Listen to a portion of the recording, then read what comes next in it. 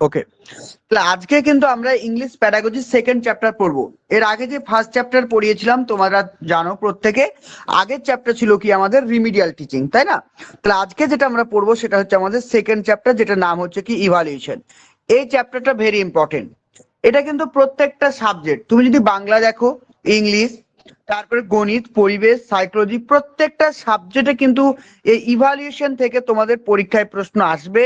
গত দিনে এসেছে, আগামী দিনেও আসবে। তো ইংলিশে ভালো করে কিভাবে আমরা বুঝবো, প্রত্যেকটা জিনিস আমি বাংলাতে বলে দেবো, ভালো করে শুনবে। শোনার পরে তোমরা পিডিএফটা পড়বে আর ভালো করে লিখে নেবে খাতায়। দেখো ফার্স্ট কি বলছে, প্রথমত বলছে দেখো, evaluation is an integral part of the education system. তাহলে প্রথম লাইনটা কি বলছে, evaluation is an integral part of the education system, মানে শিক্ষা ব্যবস্থার খুবই গুরুত্বপূর্ণ একটা পার্ট। ইন্টিগ্রাল মানে কি, ইন্টিগ্রাল কথার অর্থ হচ্ছে যেটাকে আলাদা করা যায় না, যেটাকে বাদ দেওয়া যায় না, যেটাকে বিচ্ছিন্ন করা যায় না, বোঝা গেল? অবিচ্ছেদ্য অংশ, সেটাকে বলছে ইন্টিগ্রাল। তাহলে ইভালুয়েশন হচ্ছে আমাদের এডুকেশন সিস্টেমের খুবই গুরুত্বপূর্ণ একটি part. Evaluation is qualitative as well as quantitative. তাহলে ইভালুয়েশন কয় রকম হতে পারে? ইভালুয়েশন আমাদের দুই রকম হতে পারে, একটা হচ্ছে কি কোয়ালিটিভ আর একটা হচ্ছে কি কোয়ান্টিটিভ। কোয়ালিটিভ মানে কি, কোয়ালিটিভ মানে হচ্ছে গুণগত বিচার, আর কোয়ান্টিটিভ মানে কি পরিমাণগত। যেমন ধরো আমার ক্লাসে একটা ছেলে আছে, সে রেগুলার কিন্তু পড়াশোনা ভালো করে, সে পরীক্ষায় কিন্তু 100-র মধ্যে 100 পেয়েছে, এটা কি হবে, কোয়ালিটিভ না কোয়ান্টিটিভ? তোমরা প্রত্যেকে বলবে এটা হবে আমাদের কোয়ান্টিটিভ। যখন সে পরীক্ষায় 100-র মধ্যে 90 পেল, এটাকে আমরা কি বলবো, এটাকে আমরা বলবো কোয়ান্টিটিভ। কোয়ান্টিটিভ মানে কি, যেটা আমরা সংখ্যার মাধ্যমে প্রকাশ করি। আর কোয়ালিটিভ মানে কি, এটা হচ্ছে গুণগত, গুড বয়, ব্যাড বয়, তুমি দারুণ করেছো আজকে, তোমার পারফরমেন্স দারুণ, সাবাস। এই যে আমরা তাকে কোয়ালিফাই করছি, তাকে যে বিশ্লেষণ করছি, এইগুলোকে আমরা বলবো কোয়ালিটিভ। তাহলে কোয়ালিটিভ মানে কি, কোয়ালিটিভ কথার অর্থ হচ্ছে গুণগত, অর্থাৎ তার গুণটাকে বিচার করবো, সে ভালো না মন্দ, এইগুলো। আর কোয়ান্টিটিভ মানে কোন একটা সংখ্যা দিয়ে যখন আমি তাকে বিচার করব, সেটাকে আমি কি বলবো, কোয়ান্টিটিভ। ক্লিয়ার? তাহলে কোয়ালিটিভ এবং কোয়ান্টিটিভ তোমরা বুঝতে পেরেছো? চল দেখো, এবার বলছে ইট ইনক্লুড, এর মধ্যে কি কি রয়েছে দেখো, it include assessment, testing and measurement.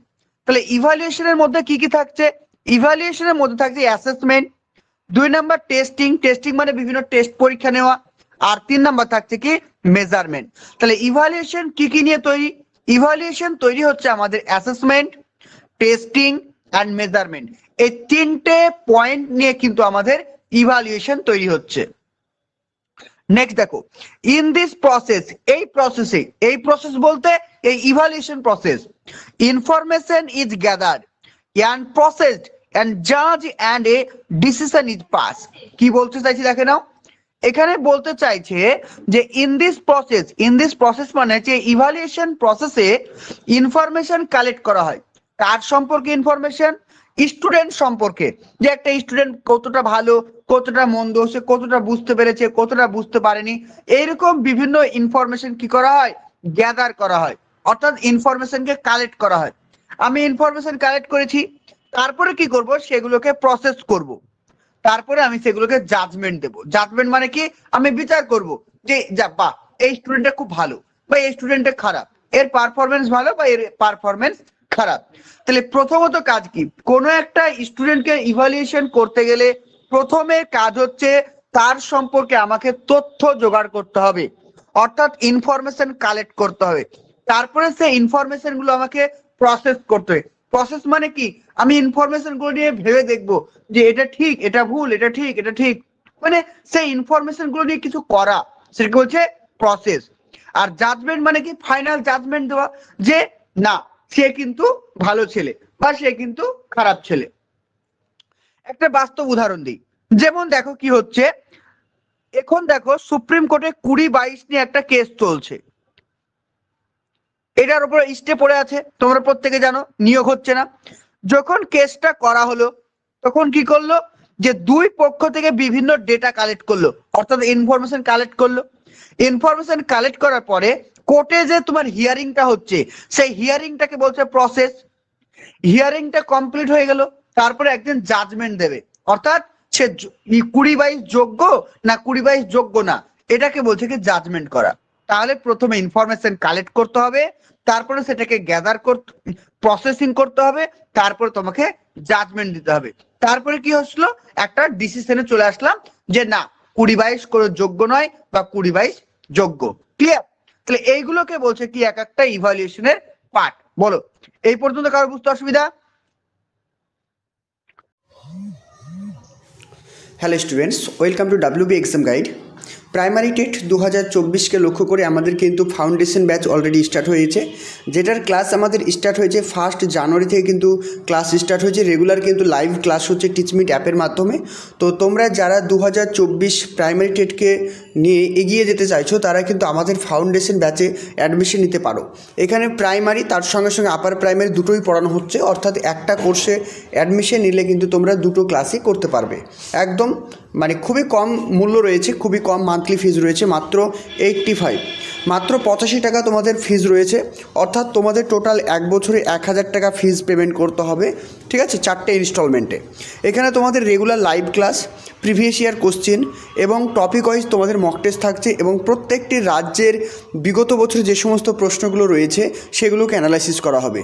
আর এবার যে লেভেলের প্রশ্ন কঠিন এসেছে সেই লেভেলেই তোমাদেরকে কোশ্চেন তৈরি করে প্র্যাকটিস করানো হবে, যাতে তোমাদের প্রিপারেশনের কোনো প্রবলেম না হয়। তো তোমরা যারাই অ্যাডমিশন নিতে চাইছো, এখানে যে নাম্বারটা দেখতে পাচ্ছ 9647300217, এই নাম্বার অবশ্যই কন্ট্যাক্ট করে তোমাদের নামটা রেজিস্টার করে নাও। আর তোমরা যদি মনে করো যে ক্লাস করার আগে ডেমো ক্লাস করবে, তবুও তোমরা ডেমো ক্লাস করতে পারো। তোমরা এই নাম্বারে হোয়াটসঅ্যাপ করো, আমি তোমাদেরকে সমস্ত প্রসেস বলে দেবো। এই পর্যন্ত বুঝতে কারো অসুবিধা আছে? বলো। না স্যার। ওকে, চলো নেক্সট দেখো। নেক্সট বলবো কি ইভালুয়েশনের মানে কি এবং তার ডেফিনেশন কি, দেখে নাও। এখানে বলছে দ্য এম অফ এডুকেশন, আমাদের যে শিক্ষা রয়েছে তার লক্ষ্য কি। দ্য এম অফ এডুকেশন, আমাদের শিক্ষার লক্ষ্য is to be make a children capable of becoming a responsible, productive and useful member of a society and develop knowledge, skill and proficiency। ঠিক আছে, এই পর্যন্ত দেখো এখানে কি বলা হয়েছে। আমি প্রত্যেকটা লাইন বাই লাইন তোমাদের বলে দেবো, ভালো করে দেখো।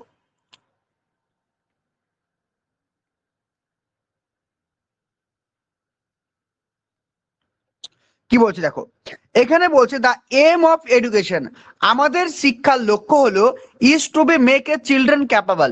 ক্যাপাবল কথার অর্থ হচ্ছে সক্ষম করে তোলা, যোগ্য করে তোলা। ঠিক আছে, তাহলে একটা শিশুকে বা একটা স্টুডেন্টকে যোগ্য করে তোলা। ইভালুয়েশন আমাদের শিক্ষার প্রধান লক্ষ্য হচ্ছে একটা স্টুডেন্টকে যোগ্য করে তোলা। কিসের যোগ্য? বিকেমিং এ রেসপন্সিবল। বিকেম মানে কি? তৈরি করা। বিকেম মানে তৈরি করা। কি কি তৈরি করব? রেসপন্সিবল মানে দায়িত্ববান, তাকে দায়িত্ববান করে তুলবো। এন্ড কি করবো? প্রোডাক্টিভ। তাকে প্রোডাক্টিভ মানে কি? যে উৎপাদন করতে পারে। এখানে প্রোডাক্টিভ মানে যে সমাজের কাজে লাগবে, সমাজের জন্য কিছু করতে পারবে, একে বলছে কি প্রোডাক্টিভ।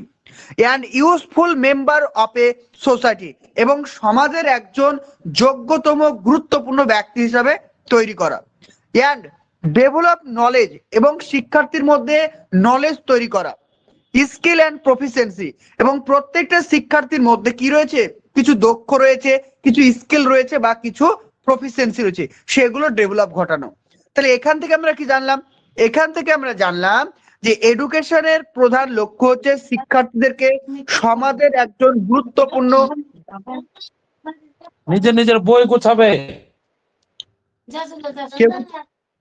চল নিজের নিজের বই গোছা। মাইক্রোফোন অফ করে কথা বলো না, চলো শোনো ভালো করে। বলছে তাহলে আমরা এখানে দেখলাম যে শিক্ষার প্রধান লক্ষ্য কি। শিক্ষার প্রধান লক্ষ্য হচ্ছে একজন শিক্ষার্থীকে সমাজের যোগ্য ব্যক্তি করে তোলা, তাকে দায়িত্ববান করে তোলা, তার মধ্যে জ্ঞানের সঞ্চার ঘটানো, তার মধ্যে কি কি দক্ষতা রয়েছে সে দক্ষতাগুলোর বিকাশ সাধন করা। এটা হচ্ছে আমাদের শিক্ষার লক্ষ্য। তারপর দেখো, অ্যাপার্ট ফ্রম এডুকেশনাল অবজেক্টিভ, এগুলো কি ছিল? এগুলো ছিল আমাদের শিক্ষাগত উদ্দেশ্য। এই অ্যাপার্ট মানে কি? অ্যাপার্ট কথার মানে হচ্ছে ছাড়া। অ্যাপার্টের পরে যে প্রিপজিশনটা ব্যবহার করা হয় সেটা হচ্ছে ফ্রম। এটাও কিন্তু মাথায় রাখো। তাহলে অ্যাপার্টের পরে যে প্রিপোজিশন ব্যবহার করা সেটা হচ্ছে ফ্রম, তাহলে একটা প্রিপোজিশন শিখে নিলে। তাহলে অ্যাপার্ট ফ্রম এডুকেশনাল অবজেক্টিভস, এই যে শিক্ষাগত উদ্দেশ্যগুলো আছে সেগুলো ছাড়া the learning experience education is process consisting of evaluation. তাহলে এই যে তথ্যগুলো ছাড়া বা এই লক্ষ্যগুলো ছাড়া কি বলছে, এই লক্ষ্যগুলো ছাড়া আমাদের যে এডুকেশন সেটা কিন্তু কিনে তৈরি, একটা মূল্যায়নের তৈরি। কনসিস্টিং মানে হচ্ছে তৈরি হওয়া, সেটা কিন্তু ইভালুয়েশন নিয়ে তৈরি। A teacher not only teach but also assess the learners during the teaching learning process. তো যখন তুমি শ্রেণীকক্ষে একজন শিক্ষক মহাশয় শিক্ষার্থীদের পড়াবেন, তখন শুধুমাত্র তিনি পড়াবেন না, শুধুমাত্র যে তিনি পড়িয়ে যাবেন সেটা নয়, যে শিক্ষার্থীরা কতটা জানতে পারলো বা শিক্ষার্থীরা কতটা বুঝতে পারলো সেটাও কিন্তু তাকে ইভালুয়েট করতে হবে বা সেটাও কিন্তু তাকে মূল্যায়ন করতে হবে, এটা বলা হয়েছে। অর্থাৎ এই টিচার নট অনলি টিচ, একজন শিক্ষক মহাশয় শুধু পাঠদান করবেন না বা শুধুমাত্র পড়াবেন না, বাট অলসো এছাড়াও তিনি কি করবেন, অ্যাসেস মানে পরিমাপ করবেন। কি পরিমাপ করবেন, যা লার্নার্স দেখে শিক্ষার্থীদেরকে পরিমাপ করবেন। কখন পরিমাপ করবেন, ডিউরিং মানে কখন, টিচিং লার্নিং প্রসেস, যখন শিক্ষা চলবে, অর্থাৎ ক্লাসরুম যখন চলবে তখন শিক্ষক মহাশয় তারা যে কতটা শিখতে পেরেছে বা কতটা তারা পারেনি সেটাকেও তারা পরিমাপ করবে। এটা হচ্ছে একজন শিক্ষকের প্রধান দায়িত্ব। বলো কারো প্রবলেম? না স্যার। দেখ কি বুঝতে পারলাম না।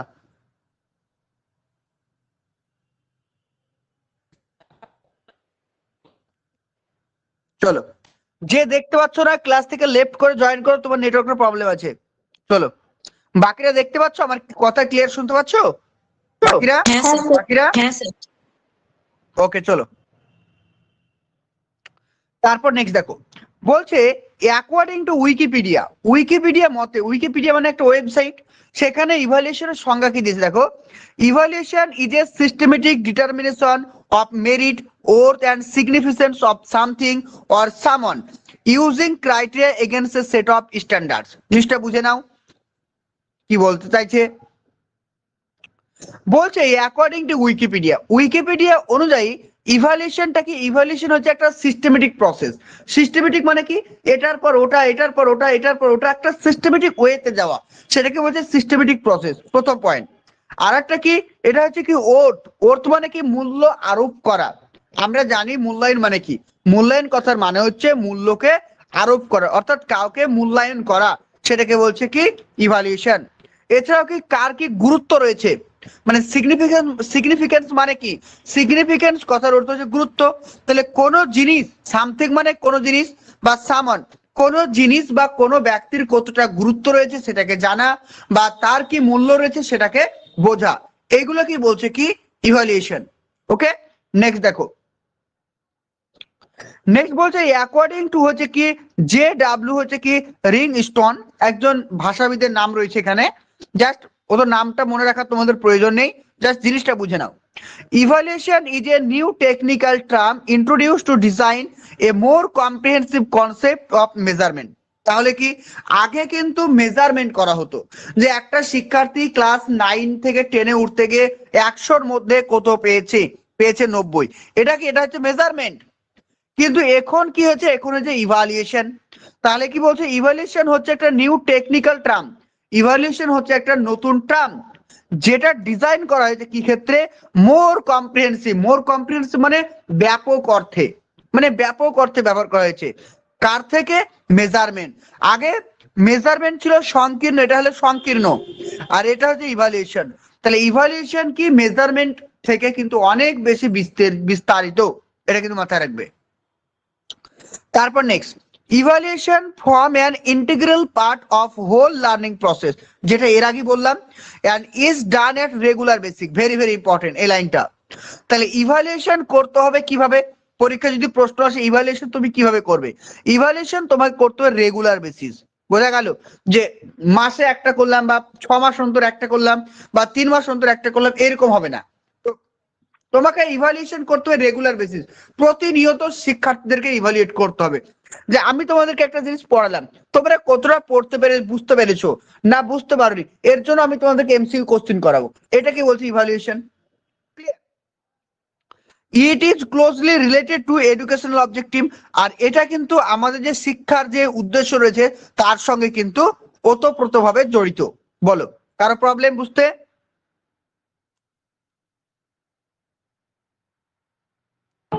না স্যার। না। ওকে, চলো এবার যেটা আমরা পড়বো সেটা হচ্ছে ইম্পর্টেন্স অফ ইভালুয়েশন, অর্থাৎ ইভালুয়েশনের কি কি গুরুত্ব রয়েছে সেগুলো আমরা জানবো এক এক করে, দেখে নাও। দেখো বলছে evaluation help the teacher, evaluation শিক্ষক মহাশয়কে সাহায্য করছে কি করতে? টু নো, জানতে, whether the teaching methodology adopted was successful or not। তাহলে ইভালুয়েশন একজন শিক্ষককে কি হিসেবে সাহায্য করছে? শিক্ষক মহাশয় যে টেকনিকটা ব্যবহার করছেন, যে মেথডটা ব্যবহার করছেন শিক্ষার্থীদেরকে পড়াবার জন্য, সেটা সাকসেসফুল হয়েছে না সাকসেসফুল হয়নি সেটা জানতে সাহায্য করছে। যে আমি ধরো কোন একটা মেথডে শিক্ষার্থীদেরকে পড়ালাম, যে শিক্ষার্থীরা আমার পড়ানোটা বুঝতে পারলো না বুঝতে পারলো না, এটা আমরা জানতে পারবো কিসের মাধ্যমে? সেটা হচ্ছে ইভালুয়েশনের মাধ্যমে। নেক্সট দেখো, ইট হেল্প দ্য টিচার, এটি শিক্ষার্থীদেরকে সাহায্য করছে টু নো, জানতে, how successful student were learning new skill LSRW। তাহলে LSRW ফুল ফর্ম কি? লিসেনিং, স্পিকিং, রিডিং এবং রাইটিং। তাহলে একজন শিক্ষার্থী তার যে ভাষা শিক্ষার যে 4টে দক্ষতা রয়েছে, শ্রবণ, কথন, পঠন, লিখন, তারা কতটা যথাযথভাবে শিখতে পেরেছে বা জানতে পেরেছে, বুঝতে পেরেছে, সেটা জানা যায় কিসের মাধ্যমে? এই ইভালুয়েশনের মাধ্যমে। নেক্সট পয়েন্ট দেখো, one of the main purpose of the evaluation at the school. তাহলে আমাদের স্কুলে ইভালুয়েশনের প্রধান লক্ষ্য বা উদ্দেশ্য কি? Stage is to help the learners improve their achievement in scholastic area and develop life skill and attitude with reference to larger context. এখানে কি বলছে ভালো করে দেখে নাও। এখানে বলছে আমাদের স্কুলের কথা, ভালো করে দেখো, এখানে কিন্তু শুধুমাত্র স্কুলের কথা বলেছে। বলছে one of the main purpose of the evaluation at the school stage. তাহলে আমাদের স্কুল লেভেলে বা স্কুলের মধ্যে ইভালুয়েশনের প্রধান কাজ কি বা ইভালুয়েশনের প্রধান উদ্দেশ্য কি? ইজ টু হেল্প, তাদেরকে সাহায্য করছে শিক্ষার্থীদেরকে কি করতে? ইমপ্রুভ করতে, ইমপ্রুভ মানে উন্নত করা, ডেভেলপ করা, দেয়ার অ্যাচিভমেন্ট, যে শিক্ষার্থীরা যতটা শিখেছে, শিক্ষার্থীরা যতটা জেনেছে, যতটা শিখেছে, সেটা আরো বেশি ডেভেলপ করতে সাহায্য করছে। ইন স্কলাস্টিক এরিয়া, স্কলাস্টিক মানে পুঁথিগত জ্ঞান, আর নন স্কলাস্টিক মানে কি? যেটা পুঁথিগত জ্ঞানের বাইরে, যেমন নাচ, গান, খেলাধুলা, এগুলো। যেহেতু স্কুলের কথা বলছে তাই এখানে পুঁথিগত জ্ঞান, যেটাকে বলছি scholastic area. And develop life skill, life skill মানে কি? ওই যে নন স্কলাস্টিক, বোঝা গেল? তাহলে স্কলাস্টিক এবং নন স্কলাস্টিক দুটোকেই সাহায্য করছে ইভালুয়েশন। তোমাদের 2023 সালের প্রাইমারি টেট পরীক্ষায় এই কোশ্চেন এসেছিল যে CCE help scholastic and non scholastic both এসেছিল, দেখবে পরীক্ষায়। তাহলে কি বলছে? Develop life skill, life skill মানে কি? ওই যে নাচ, গান, খেলাধুলা, এগুলো। অ্যান্ড অ্যাটিটিউড, শিক্ষার্থীর মনোভাব, শিক্ষার্থীর ব্যবহার, তোমার যে অ্যাটিটিউড, সমস্ত কিছুর বিকাশ সাধন করছে, সেগুলোকে লক্ষ্য রাখছে। With reference to larger context, এটা একটা বৃহৎ কনটেক্সটের মধ্যে দিয়ে, বৃহৎ এরিয়ার মধ্যে দিয়ে। তাহলে এখানে কি বললো এই পয়েন্টটা? এই পয়েন্টে বলছে একটা বিদ্যালয় লেভেলে বা স্কুল লেভেলে ইভালুয়েশনের প্রধান উদ্দেশ্য বা লক্ষ্য হলো শিক্ষার্থী কতটা শিখেছে সেই শিক্ষণীয় বিষয়টাকে ইমপ্রুভ করা, এবং এছাড়াও শিক্ষার্থীর স্কলাস্টিক এবং নন স্কলাস্টিক দিকগুলোকে ডেভেলপ করানো। এটা হচ্ছে ইভালুয়েশনের প্রধান দায়িত্ব। বলো, কারো প্রবলেম? না স্যার। চলো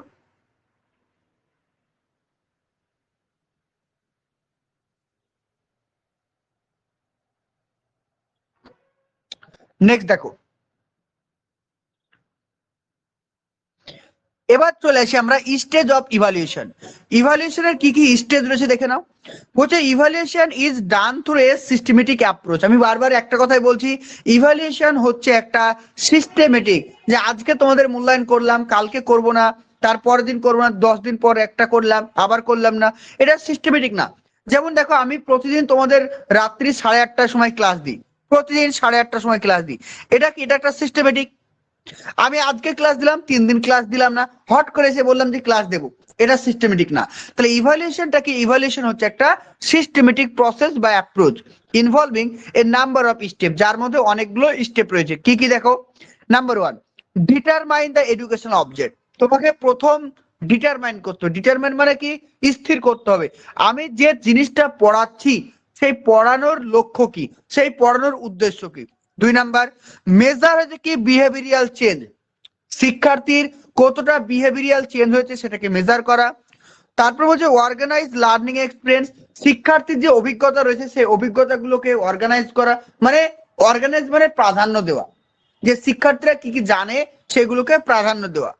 4 নাম্বার বলছে কি পারফরমেন্স টেস্ট, তার উপরে ভিত্তি করে তাদেরকে একটা পরীক্ষা নেওয়া। তাহলে পরীক্ষা না নিলে আমি কিভাবে টেস্ট করব, তাই না? তাহলে প্রথম লক্ষ্য কি, তাহলে প্রথম কাজ হচ্ছে কি, প্রথম কাজ হচ্ছে আমাকে লক্ষ্য ঠিক রাখতে হবে। দ্বিতীয় কাজ হচ্ছে কি শিক্ষার্থীদের বিহেভিয়ারটাকে দেখতে হবে। 3 নাম্বার হচ্ছে কি শিক্ষার্থীদের পূর্ব অভিজ্ঞতার উপর জোর দিতে হবে। আর 4 নাম্বার হচ্ছে কি একটা টেস্ট দিতে হবে। এই 4টে হচ্ছে কি ইভালুয়েশনের স্টেপ, ভালো করে মনে রাখবে। ক্লিয়ার? হ্যাঁ স্যার ক্লিয়ার আছে। ওকে চলো, নেক্সট দেখো, নেক্সট কি বলছে দেখো, এবার চলে আসো স্কুল বেস অ্যাসেসমেন্ট, যেটা তোমাদের সিলেবাসে আছে। ঠিক আছে, স্কুল বেস অ্যাসেসমেন্ট বলতে কি বোঝায় দেখে না ভালো করে। এখানে বলছি স্কুল বেস অ্যাসেসমেন্ট মানে কি, যে অ্যাসেসমেন্টটা বা যে মূল্যায়নটা স্কুলের উপর ভিত্তি করে হয়ে থাকে। আমরা পড়ে নিই, তারপর তোমাদেরকে বুঝিয়ে দেবো। বলছে this form of assessment is perform at the school level. তাহলে এই যে অ্যাসেসমেন্টটা, এই অ্যাসেসমেন্টটা কোথায় করা হয়, শুধুমাত্র আমাদের স্কুলে করা হয়, by the teacher and educator. যেমন দেখো আমাদের যখন ফাইনাল পরীক্ষা হয়, মাধ্যমিকের পরীক্ষা, সেটা কি আমাদের স্কুলে হয়? হয় না। তাহলে এটা কি আমার স্কুল বেস অ্যাসেসমেন্ট বলবো? আমি কখনোই বলবো না। কিন্তু দেখো যখন আমাদের ক্লাস লেভেলে পরীক্ষাগুলো হয়, ধরো তোমাদের হাফ ইয়ারলি পরীক্ষা হচ্ছে, ইউনিট টেস্ট পরীক্ষা হচ্ছে, সেগুলোর খাতার কোশ্চিন কে তৈরি করে? আমাদের স্যার তৈরি করে। আবার ওই কোশ্চেন গুলোর আনসার কে দেখে? আমাদের স্যার দেখে। তাহলে এইগুলোকে বলছি স্কুল বেস অ্যাসেসমেন্ট। অর্থাৎ যে মূল্যায়নটা আমাদের স্কুলের মধ্যেই সীমাবদ্ধ, অর্থাৎ যে যেখানে পড়ে সেখানে সীমাবদ্ধ, সেই স্যারই খাতা দেখবে, সেই স্যারই কোশ্চেন করবে, সেই স্যারই তোমাকে মূল্যায়ন করবে। এটাকে আমরা বলবো স্কুল বেস অ্যাসেসমেন্ট। দেখো it is done fully in the school, তাহলে এটা করা হয় কিসের উপর ভিত্তি করে? একদম সম্পূর্ণভাবে স্কুলের উপর ভিত্তি করে। One guideline by the board of education to which the school affiliated. মানে কি, মানে গাইডেন্স কে দেবে? গাইডেন্স দেবে বোর্ড, কিন্তু সবকিছু করবে কে? স্কুল। যে স্কুলকে দায়িত্ব দেওয়া হয়েছে সেই স্কুল করবে। The features of the SBA, SBA মানে স্কুল বেস অ্যাসেসমেন্ট। তাহলে এখান থেকে আমরা জানলাম স্কুল বেস অ্যাসেসমেন্ট হচ্ছে এমন এক ধরনের অ্যাসেসমেন্ট যেটা কিনা শুধুমাত্র স্কুলের উপরে ভিত্তি করে করা হয়। যে স্কুলের তুমি স্টুডেন্ট সেই স্কুলেই করা হবে, অন্য কোনো এক্সটার্নাল টিচার থাকবে না, শুধুমাত্র ইন্টারনাল টিচার কিন্তু এইগুলো করবে। ক্লিয়ার? শুধুমাত্র ইন্টারনাল টিচারই কিন্তু এটা করবে, কোন রকম এক্সটার্নাল টিচারের কিন্তু এখানে ইনভলভ হবে না। এটাকে আমরা বলবো স্কুল বেস অ্যাসেসমেন্ট। ক্লিয়ার সবার? বলো। হ্যাঁ স্যার। ওকে চলো,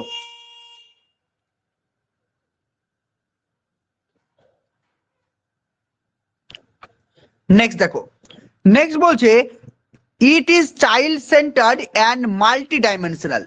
it is child centred and multi dimensional মানে এটা হচ্ছে শিশু কেন্দ্রিক। এটা কি? এটা একটা শিশু কেন্দ্রিক। And multi dimensional, multi dimensional মানে কি? বহুমুখী। বোঝা গেল? তাহলে স্কুল বেস অ্যাসেসমেন্ট হচ্ছে শিশু কেন্দ্রিক একটা, আর এটা হচ্ছে মাল্টি ডাইমেনশনাল। দাস এইভাবে it improve the social, physical, emotional, intellectual development of the children. তাহলে এই যে অ্যাসেসমেন্ট আমরা পড়ছি বা এই ইভালুয়েশনটা যেটা পড়ছি, এটা শিক্ষার্থীর কোন কোন দিকের বিকাশ সাধন করছে? একটা হচ্ছে কি ফিজিক্যাল, একটা হচ্ছে কি ইমোশনাল, একটা হচ্ছে কি ইন্টেলেকচুয়াল। ইন্টেলেকচুয়াল মানে কি? বৌদ্ধিক, এই সমস্ত দিকের কিন্তু বিকাশ সাধন করছে। নেক্সট পয়েন্ট দেখো, নেক্সট পয়েন্ট বলছে teachers have full authority in the SBA. তাহলে স্কুল বেস অ্যাসেসমেন্টে কার অথরিটি প্রাধান্য পায়? টিচারের। যারা ইন্টারনাল টিচার অর্থাৎ স্কুলের শারীরিক ক্ষমতা আছে, স্কুল বেস অ্যাসেসমেন্টে কার ক্ষমতা রয়েছে? শুধুমাত্র স্কুলের টিচারদের, অর্থাৎ fully authorize without external interference. এখানে কিন্তু বাইরের শিক্ষকের বা বাইরে কারোর কিন্তু ভূমিকা থাকে না।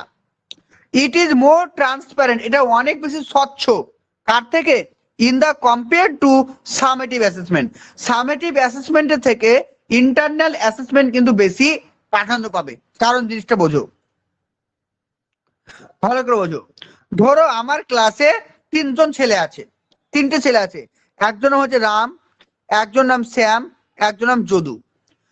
রাম কিন্তু পড়াশোনায় সব থেকে ভালো, তারপরে যদু ভালো, তারপর লাস্টে হচ্ছে কি শ্যাম ভালো।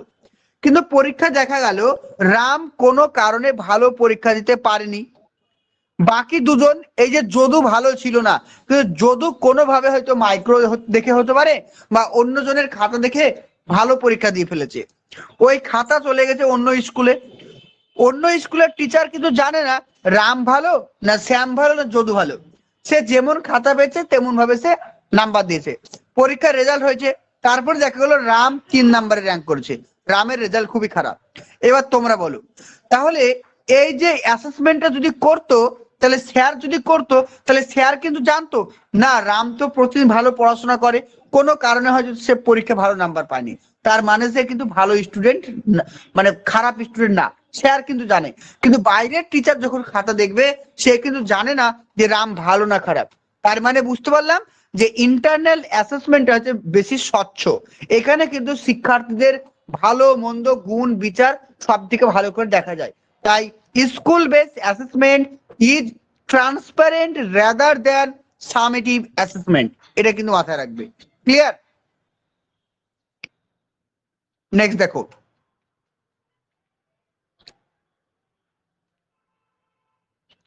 নেক্সট বলছে it improve a good idea. এটা কি করছে? It provide a good idea to the teachers about what the children have learn, how they learn, what difficulty they face, what their interacts. জিনিসটা বলছো কেন, এই লাইনটা কি বলছে? তাহলে এই যে অ্যাসেসমেন্ট, স্কুল বেস অ্যাসেসমেন্ট, এটি শিক্ষক মহাশয়কে বিভিন্ন তথ্য দেয়, বিভিন্ন জ্ঞান দেয়। কি সম্পর্কে? যে শিক্ষার্থীরা কতটা শিখতে পেরেছে, শিক্ষার্থীরা কিভাবে শিখছে, এবং শিক্ষার্থীরা শিখতে গিয়ে কি কি সমস্যার সম্মুখীন হচ্ছে, সমস্ত কিছু তথ্য দেয় কাকে? একজন শিক্ষককে। যার ফলে শিক্ষক মহাশয় শিক্ষার্থীদের সমস্ত প্রবলেম গুলোকে সমাধান করতে পারে। ক্লিয়ার? তাহলে স্কুল বেস অ্যাসেসমেন্টের প্রধান লক্ষ্য হচ্ছে শিক্ষার্থীরা কতটা জানতে পেরেছে, শিক্ষার্থীরা কিভাবে জানছে, এবং জানার ক্ষেত্রে তাদের কি কি সমস্যা হচ্ছে সেগুলো সম্পর্কে ডেটা কালেক্ট করা এবং শিক্ষার্থীদের সমস্ত সমস্যার সমাধান করা। এটা হচ্ছে স্কুল বেস অ্যাসেসমেন্টের প্রধান লক্ষ্য। বলো, কারো প্রবলেম? না স্যার। চলো, বাকিরা যারা কিছু বলছো না, বুঝতে না পারলে কিন্তু জানাবে, ঠিক আছে? চলো নেক্সট দেখো। এবার আমরা যেটা পড়বো সেটা হচ্ছে কি ফরমেটিভ অ্যাসেসমেন্ট। ফরমেটিভ মানে কি তোমরা প্রত্যেকে জানো, তাই না? গঠনমূলক মূল্যায়ন, যেটা বাংলায় বলছে। তাহলে দেখো ফরমেটিভ অ্যাসেসমেন্টকে কি বলছে।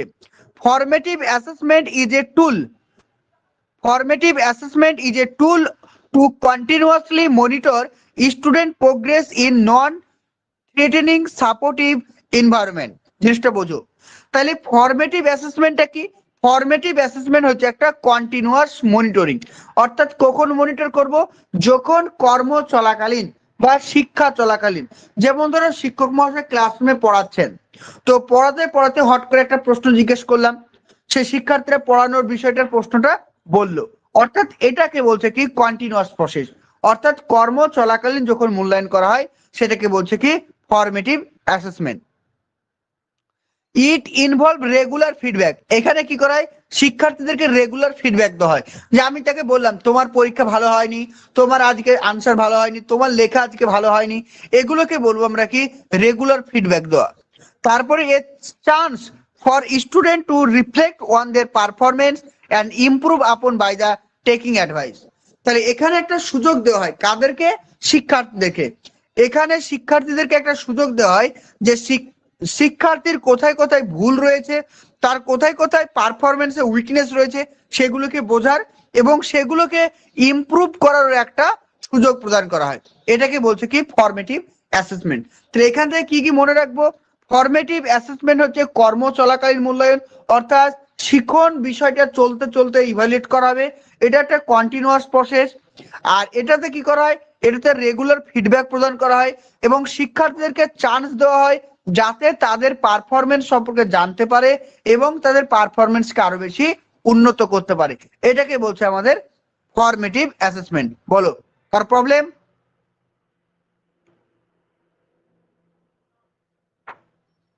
না স্যার। না স্যার। নেক্সট দেখো, নেক্সট বলছে কি? ফিচার্স। ফিচার্স মানে কি? বৈশিষ্ট্য।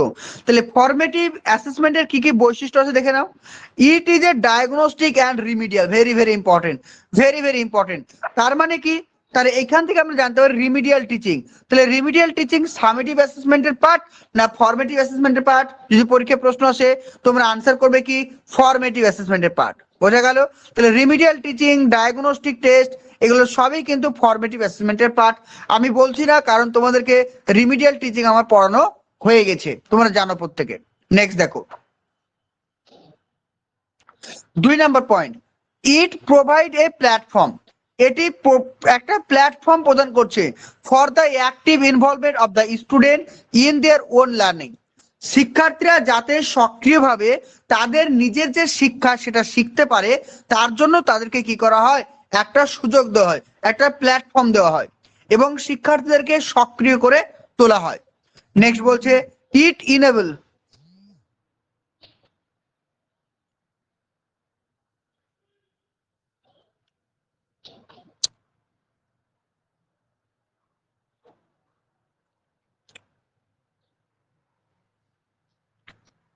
দেখতে পাচ্ছ ক্লিয়ার? হ্যাঁ স্যার। হ্যাঁ স্যার, ক্লিয়ার। না স্যার। ওকে, ঠিক আছে। দেখো,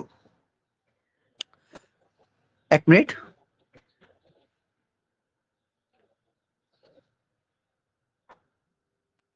দেখো বলছে বলছে কোনটু পড়ালাম? এইখানে। হ্যাঁ, বলছে it enable teachers to adjust teaching to take account of the result of assessment.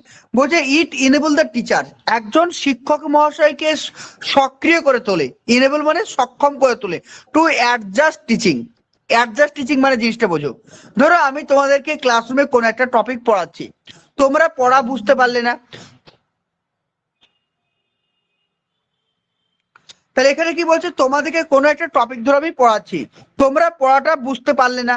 তাহলে তুমি যে বুঝতে পারছো না, তাহলে এখানে সঙ্গে সঙ্গে তুমি ফিডব্যাক দিচ্ছ যে স্যার আমি বুঝতে পারলাম না। তাহলে আমি কি করছি? সঙ্গে সঙ্গে আমার যে পাঠদানের যে প্রক্রিয়া, আমার পাঠদানের যে প্রসেস, সেটা আমি সঙ্গে সঙ্গে চেঞ্জ করতে পারছি, অর্থাৎ অ্যাডজাস্ট করতে পারছি।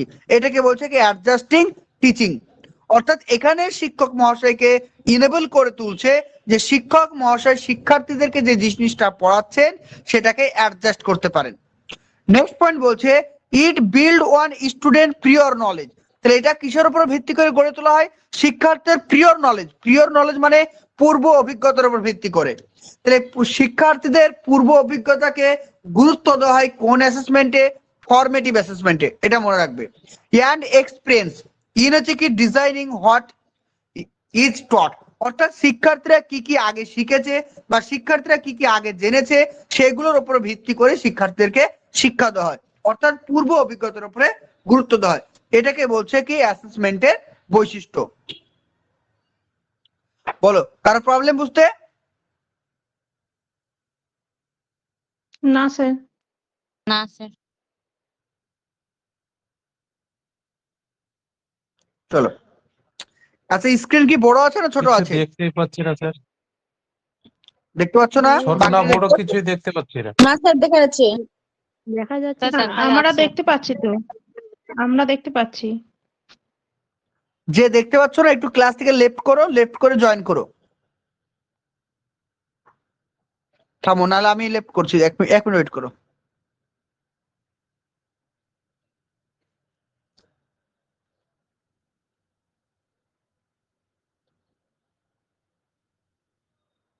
ওকে চলো দেখো, তারপরে কি বলছি দেখো, এখানে তারপরে বলা হয়েছে it offer an opportunity to the student. এই যে অ্যাসেসমেন্ট, এই অ্যাসেসমেন্টটা মানে ফরমেটিভ অ্যাসেসমেন্ট কি করছে, শিক্ষার্থীদেরকে একটা সুযোগ দিচ্ছে কি করতে, to improve their work after they get the feedback. অর্থাৎ আমি ধরো কোনো একটা টপিক তোমাদেরকে পড়াচ্ছি, পড়ানোর পরে দেখলাম যে তোমরা ঠিকঠাক বলতে পারছো না, তারপর আমি কি করছি, তোমাকে একটা ফিডব্যাক দিচ্ছি, তোমার পড়া হয়নি, তুমি আজকে ভালো পড়োনি, কেউ বাড়িতে ফাঁকি মেরেছো, আমি এইভাবে তোমাকে ফিডব্যাক দিচ্ছি। যার ফলে কি হচ্ছে, শিক্ষার্থীরা এখানে তাদের যে দুর্বলতা, তাদের যে ঘাটতি, সেগুলোকে তারা কিন্তু ইমপ্রুভ করতে পারছে। কোথায় বলতে হবে কিছু বুঝতে পারছি না, এখন ক্লাসটা করো, ঠিক আছে, তোমাকে পরে বুঝিয়ে দেবো, এখন ক্লাস করো মন দিয়ে, ক্লাসের মাঝে ডিস্টার্ব করো না। দেখো কি বলছে এখানে, কি বলছে, শিক্ষার্থীদেরকে সুযোগ দেওয়া হচ্ছে। কিসের সুযোগ দেওয়া হচ্ছে, যে শিক্ষার্থীরা যাতে একটা ফিডব্যাকের পরে তার যে দুর্বলতাগুলো রয়েছে, তার যে ত্রুটিগুলো রয়েছে, সেগুলোকে ইমপ্রুভ করতে পারে। ওকে, নেক্সট দেখো, ইট হেল্প স্টুডেন্ট, এটি শিক্ষার্থীদেরকে সাহায্য করছে টু সাপোর্ট, কি করতে, সাপোর্ট দিতে their peer group and vice versa. তাহলে এখানে শুধুমাত্র একজন স্টুডেন্টকে সাপোর্ট করছে না, তাদের গ্রুপকেও সাহায্য করছে, তাদের যে মানে কি বলবো ভাইস ভার্সা মানে কি, একে অপরকে, ধরো আমাকেও সাপোর্ট করছে, আমি তোমাকেও সাপোর্ট করছি, এটাকে বলছে। তাহলে ইট হেল্প দ্য স্টুডেন্ট, এটি শিক্ষার্থীদেরকে সাহায্য করছে টু সাপোর্ট, মানে সাপোর্ট দিতে their peer groups and vice versa, তাদের যে পিয়ার গ্রুপ রয়েছে, তাদের যে সহপাঠী রয়েছে, প্রত্যেককে সাপোর্ট প্রদান করছে। কোনটি, এই ফরমেটিভ অ্যাসেসমেন্ট।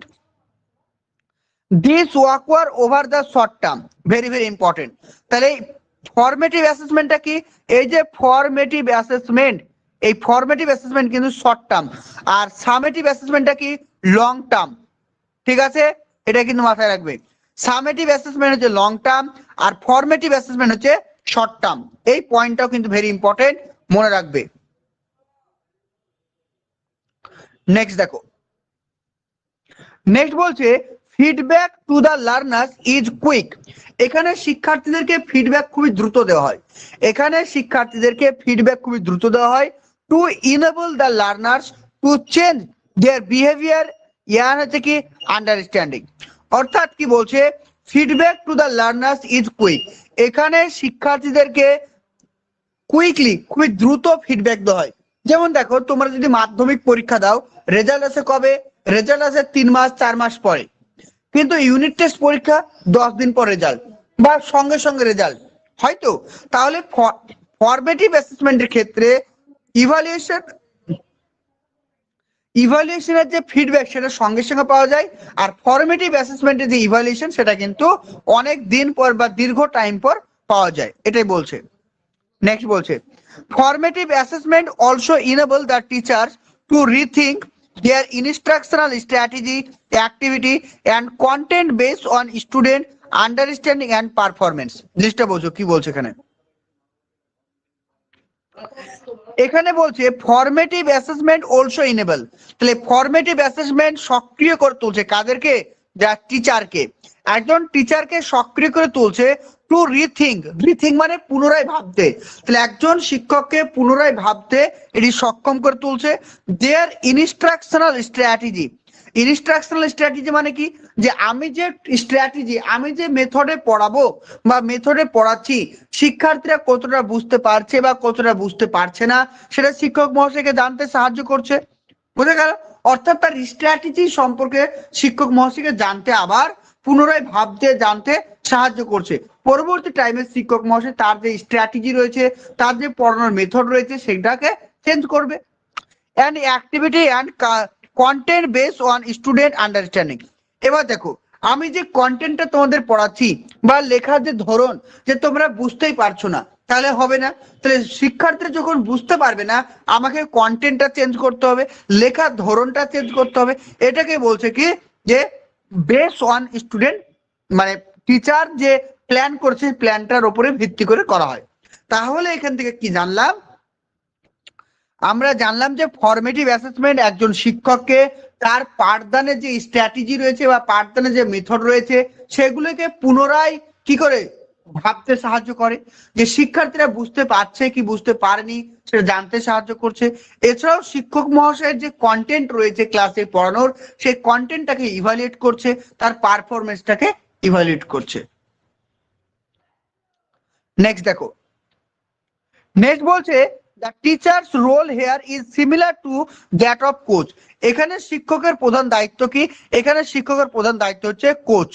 কোচ হিসাবে কোচের কাজ কি, যেমন তোমরা নিশ্চয়ই ক্রিকেট খেলা দেখেছো, ক্রিকেট খেলা কি হয়, বিরাট কোহলি খেলবে, বিরাট কোহলি কিন্তু খেলবে, কিন্তু কোচ তাকে শিখাবে যে, যেমন আমি ধরো তোমাদের কাছে একজন কোচ, আমি তোমাকে বলে দিই যে এইভাবে পড়তে হবে, এটা পড়তে হবে, ওটা পড়তে হবে, কিন্তু আলটিমেটলি পরীক্ষা তোমাকেই দিতে হবে, পরীক্ষা কিন্তু আমি দিতে যাবো না, তুমি যাবে, শুধুমাত্র আমি তোমাকে গাইড করব।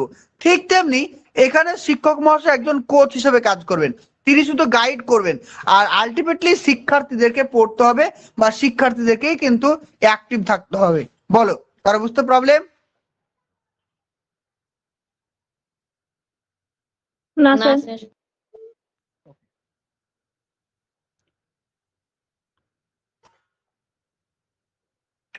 নেক্সট দেখো, নেক্সট বলছে এখানে কিছু আমরা ইম্পর্টেন্ট টুলস সম্পর্কে আলোচনা করব। ফরমেটিভ অ্যাসেসমেন্টের কিছু টুলস রয়েছে, সেই টুলস গুলো নিয়ে আলোচনা করব। দেখো, প্রথম হচ্ছে কি অবজারভেশন। অবজারভেশন মানে কি, অবজারভেশন মানে হচ্ছে কি দেখা, ঠিক আছে, এটা মেনলি টুলস না, এটা হচ্ছে কি টেকনিক, ঠিক আছে, শুধু অবজারভেশনটা হচ্ছে কি টেকনিক, এটা মাথায় রাখবে। ওকে, তাহলে এখানে আমরা জানলাম যে এই যে এখানে আমি তোমাদেরকে টুলস এবং মানে টেকনিক এর একটা পিডিএফ বানিয়ে দেবো নেক্সট ক্লাসে, ঠিক আছে। চলো দেখো, তাহলে অবজারভেশনটা কি, অবজারভেশন মানে হচ্ছে it help the identifying the various aspect of a student personality development.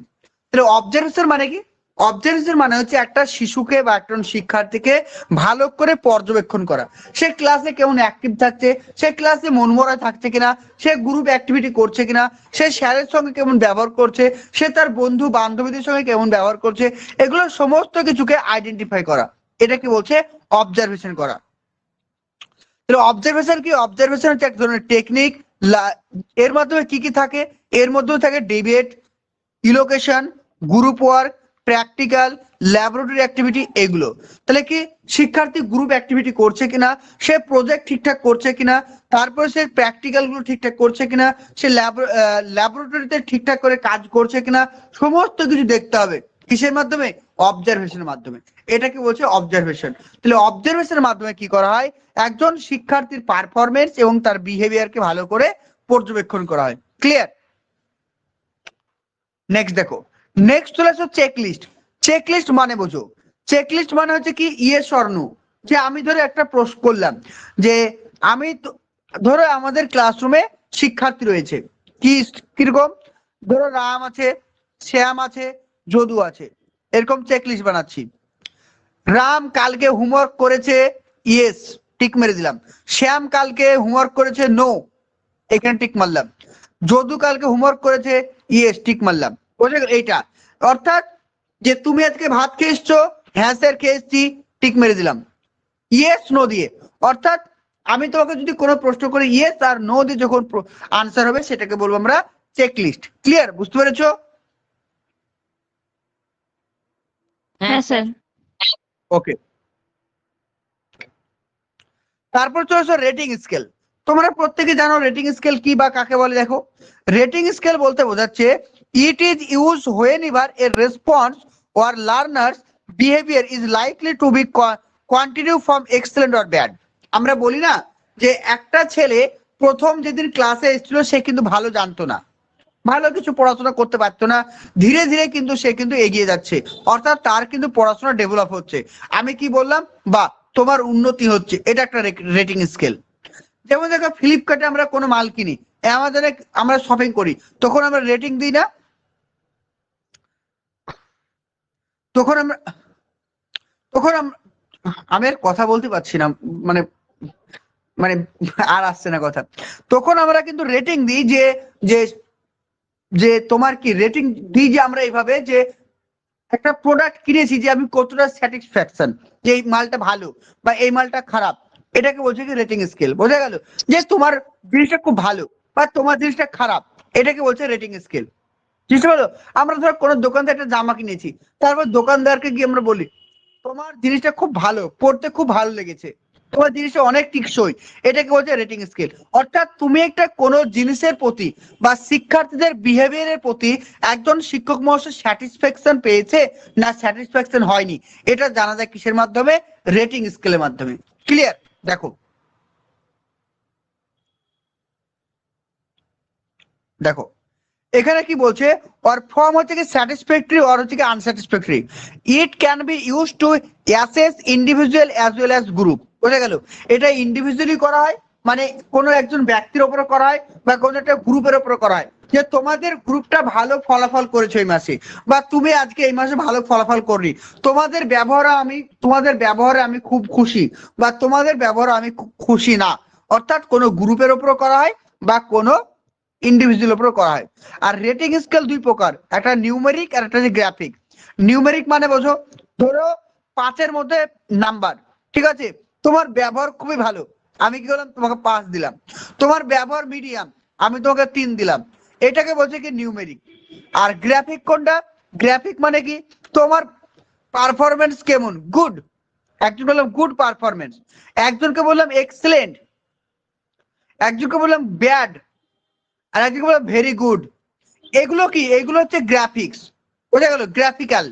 তারপর দেখো আবার বলা হলো কি তুমি মাধ্যমিক পরীক্ষায় A+ পেয়েছো, B+ পেয়েছো, C+ পেয়েছো, এগুলো কি? এগুলো সবই কিন্তু গ্রাফিক্স এর মধ্যে পড়ছে। আবার দেখো এইখানে দেখো ছবিটা দেখো, পোর, অ্যাভারেজ, গুড, এগুলো এগুলো সবই কিন্তু কিসের মধ্যে পড়ছে? গ্রাফিক্স এর মধ্যে পড়ছে। আবার ইমোজি, ধরো এরকম একটা ইমোজি আঁকলাম, ঠিক আছে, এরকম একটা ইমোজি আঁকলাম, এটা হচ্ছে কি ভেরি গুড। আবার ধরো এরকম একটা ইমোজি আঁকলাম এইভাবে, তোর হোয়াটসঅ্যাপে যে ইমোজি গুলো দেখেছো, আমরা অনেক সময় কান্নার ইমোজি দিই এইভাবে, ঠিক তো হোয়াটসঅ্যাপে? হ্যাঁ কি না বলো? হ্যাঁ স্যার। দিই তো? হ্যাঁ স্যার। বা আমরা অবাক হয়ে গেছি ইমোজি দিই, ওইগুলো কি? এগুলো সবই হচ্ছে রেটিং স্কেল। ঠিক আছে? ওগুলো সবই কিন্তু গ্রাফিক রেটিং স্কেলের মধ্যে পড়ছে। বোঝা গেল? হ্যাঁ হ্যাঁ স্যার। স্যার। ওকে,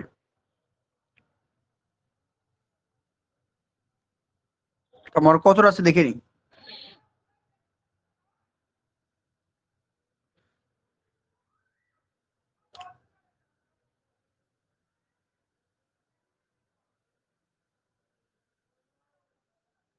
আজকে এই পর্যন্ত থাক, ঠিক আছে? তোমরা একটু পড়ে নিও, আমি আজকে কথা আর বলতে পারছি না, বুঝলে, আমার কথা আটকে যাচ্ছে, ঠিক আছে? হ্যাঁ আর স্যার, ঠিক দুদিন আছে। লাগবে প্রায়। মানে ম্যাথ ক্লাস করলে একটু রেস্ট পাই, বুঝলে, ম্যাথ ক্লাসে তোমাদেরকে বলি তো যে তোমরা করো, আমি একটু রেস্ট পাই, মানে মানে কত প্রতিনিয়ত আমি কথা বলে যাচ্ছি আর কথা, মানে আমার মুখ দিয়ে আর বের হচ্ছে না, মানে কথা ভোকাল কট মানে হয়ে গেছে, টায়ার্ড। তো তোমরা এটা পড়ে নিও, এই ক্লাসটা কিন্তু 3 দিন লাগবে, ঠিক আছে? কালকেও তোমাদের ইংলিশ করাবো, মানে পুরো চ্যাপ্টারটা শেষ যতক্ষণ না হবে ততক্ষণ ইংলিশ হবে, এর উপরে কি এমসিকিউ চ্যাপ্টার করাবো। করাচ্ছেন স্যার এটা? এটা ইভালুয়েশন চ্যাপ্টার। তুমি বলছো ক্লাসের পরে, বলছো স্যার কি ক্লাস করাচ্ছেন। Hello students, welcome to WB exam guide. Primary TET 2024কে লক্ষ্য করে আমাদের কিন্তু ফাউন্ডেশন ব্যাচ অলরেডি স্টার্ট হয়েছে, যেটার ক্লাস আমাদের স্টার্ট হয়েছে 1 জানুয়ারি থেকে। কিন্তু ক্লাস স্টার্ট হয়েছে, রেগুলার কিন্তু লাইভ ক্লাস হচ্ছে টিচমিট অ্যাপের মাধ্যমে। তো তোমরা যারা 2024 প্রাইমারি টেটকে নিয়ে এগিয়ে যেতে চাইছো, তারা কিন্তু আমাদের ফাউন্ডেশন ব্যাচে অ্যাডমিশন নিতে পারো। এখানে প্রাইমারি তার সঙ্গে সঙ্গে আপার প্রাইমারি দুটোই পড়ানো হচ্ছে, অর্থাৎ একটা কোর্সে অ্যাডমিশন নিলে কিন্তু তোমরা দুটো ক্লাসই করতে পারবে।